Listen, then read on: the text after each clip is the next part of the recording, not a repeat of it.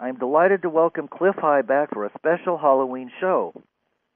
He doesn't really need an introduction, but for the one person listening who may not know, Cliff is best known for his work with the Webbot project at Half Past Human, and I believe that's www.halfpasthuman.com. You can correct me if that's wrong. First established to assist in analyzing market trends, it was soon noticed that other trends were beginning to reveal themselves in the nature of future events, which had been revealed through linguistic models. The Webbot project began and was affectionately referred to as the Rickety Time Machine. Cliff has been a guest on numerous shows recently, including Coast to Coast, Jeff Rentz, and American Radio. So let's welcome him back to the show tonight, and happy Halloween, Cliff. How are you? I'm doing just fine. Well, it's your turn to talk. I've done my talking now. Yeah, well, there you go. The website is correct. No problem there, and it's kind of it's sort of strange to be here in a Halloween night doing this sort of thing, but hopefully we can provide enough scaries. I've got skeletons on halfpasthuman.com every day of the year, so get you in the mood for it. And I put a special skeleton up on the bio, so, you know, if that doesn't scare people away, I don't know what will.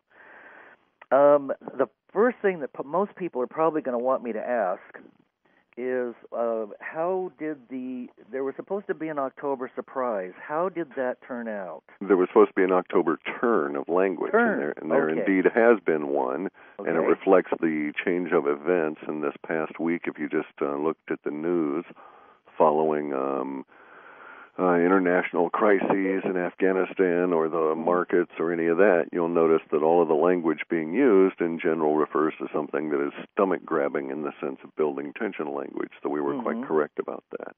You know, sadly, but apparently quite accurate, and it began with the swine flu pandemic announcement in the U.S., you know, state of emergency, hospitals starting to be moved under government control.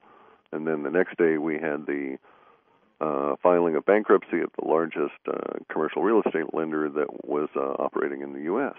And that one was also tied to GMAC, something that should not go unnoticed. Interesting. Well, that was one of my questions, which I hadn't, which is a couple of questions down, is has the commercial real estate bubble begun to burst yet, which I believe you mentioned in the last report. Yes, and it's going to fail, and it's going to fail very rapidly because unlike the home situation, repossession is not normally an issue. You have to understand that a great deal of the soon-to-be bankrupt asset or worthless asset of commercial real estate is empty, and so there's no issue in terms of repossession. There's very little in the way of social impetus to keep it in anybody's hands in particular, so people can go bankrupt quite rapidly in that business, as we've seen, for instance, in the side failures of the S&L crisis of last century here in the southwest and southeast U.S. Another interesting thing, I was reviewing the latest report that I received from you, and you're absolutely right on this one. I mean, you just spell it out in black and white.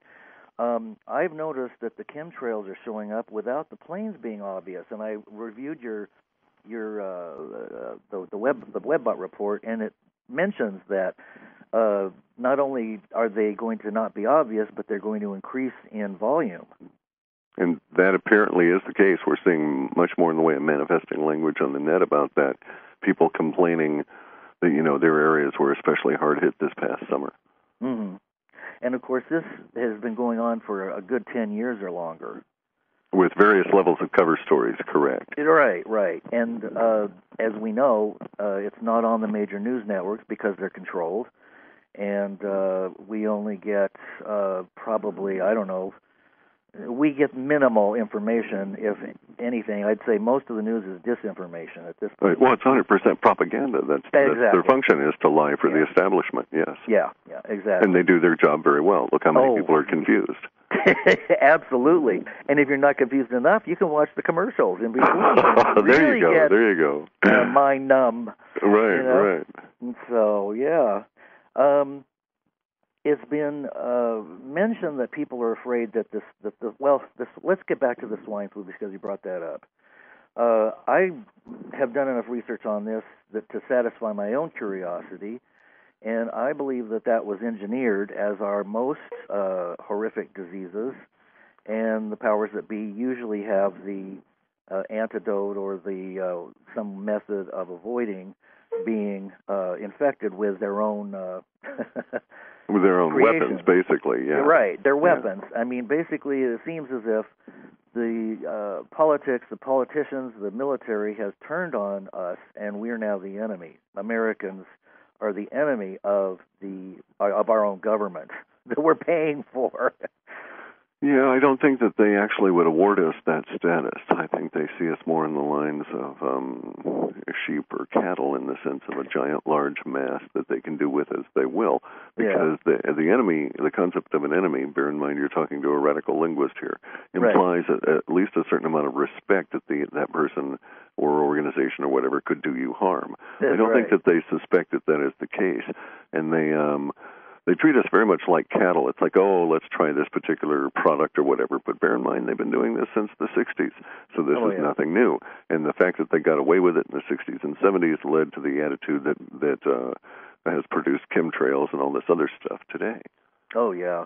And, of course, starting with 1947 and Area 51, most of the projects that the corporations have been working on secretly all went black. Yes. And fund those. My understanding is that the elder Bush was the one that began the running of the drug trade from the cartels through one of the oil wells. They would load them up off the oil well. The platforms. The platforms. Yeah. And then they'd use that drug money to fund black operations.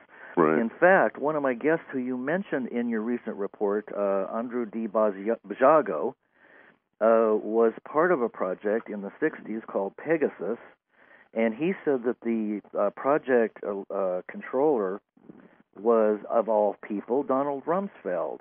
Well, who was also, of course, the head of marketing and other nefarious activities for Cerol, and he's responsible for aspartame being rammed through the Let's Make a Safe Product committees for the FDA, and which set off that whole level of neurotoxin, and they make a fortune on that because there's all the medicines to treat the associated problems. So it's quite complex, but nonetheless, that pretty much is how I understand it as well.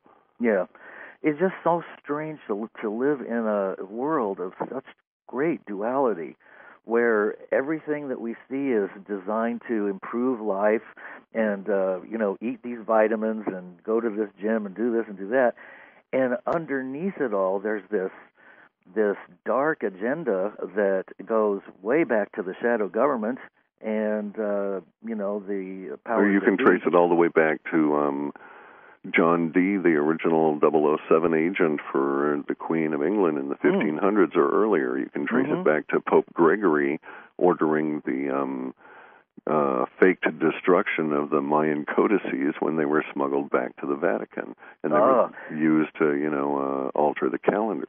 There's all kinds of weird plots going on with these people, and it's very odd indeed. Getting back to the idea that we're their enemy just for an instant.